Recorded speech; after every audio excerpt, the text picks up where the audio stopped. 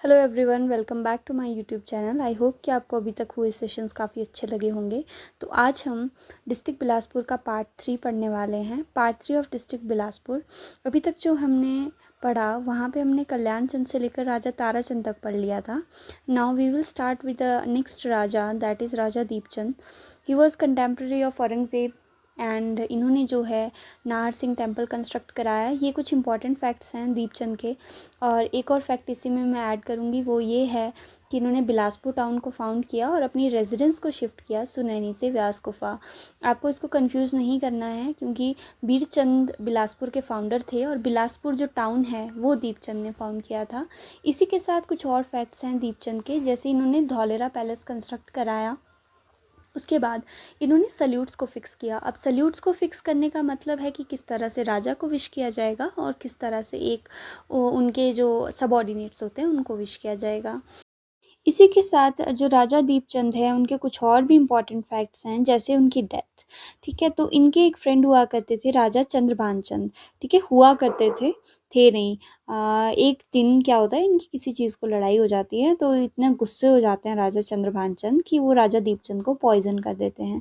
तो ये question exam में पूछा जाता है कि which raja of Bilaspur is being poison by raja of Kangra. So it was being raja Deepchand. अब हम आ जाते हैं राजा भीमचंद पे।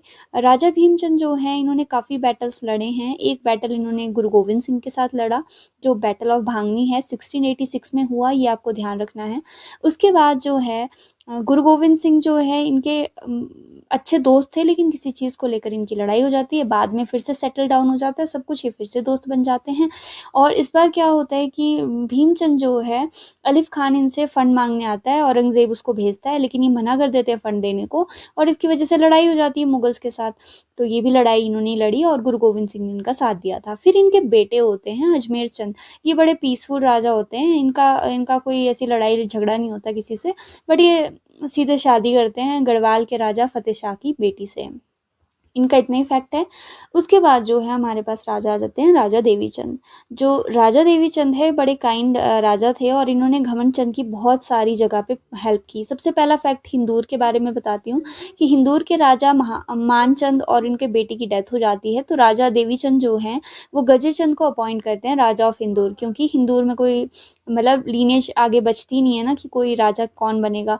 ठीक है, उसके बाद राजा देवीचंद के कुछ और फैक्ट्स, जैसे कि इन्होंने घमंड चंद को हेल्प किया जब उनके भाई उनको निकाल रहे थे रियासत से, और जब राजा ऑफ ऊना जसवां के राजा ने घमंड चंद पे अटैक किया था, कांगड़ा के राजा हैं घमंड चंद, इनको भी इन्होंने हेल्प किया था।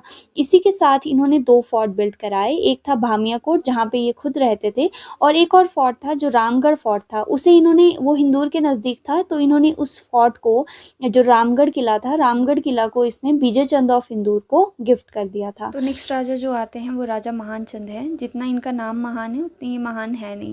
ये बड़े आलसी इंसान थे, तो इनकी मदर जो है इनके बिहाफ में जो है वो राज्य को चला रही थी। तो फिर इनकी आंखें तब खुलती हैं जब राजा संसार चंद इन पर अटैक करते हैं और छातीपुर नाम की जगह पे जो है एक फोर्ट बनवा लेते हैं झंझार हिल पे।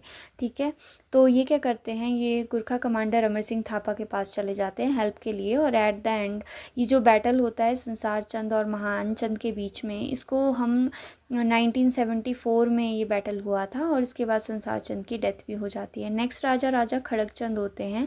ये जो है बीमार रहते हैं और ये बिना, इनका कोई बेटा नहीं होता और इनकी डेथ हो जाती है, तो इनके जो अंकल हैं जगत चंद, वो जो है वो सत्ता संभालते हैं। और जब इनकी जो वाइफ है खड़ग चंद की, इनको पता लगता है कि जो इनके अंकल है वो सत्ता संभाल रहे हैं, तो ये क्या करती हैं, ये रिवोल्ट में खड़ी हो जाती हैं और इनको भगा देती हैं, और ये भाग के रिफ्यूज़ी ले लेते हैं हिंदूर के राजा के पास, जो कि राजा श्याम शरण थे उस टाइम में हिंदूर के राजा। तो यहीं तक हमारा जो आज का सेशन है वो था, और आई होप कि आपको ये अच्छा लगा होगा। तो let us see you in another session.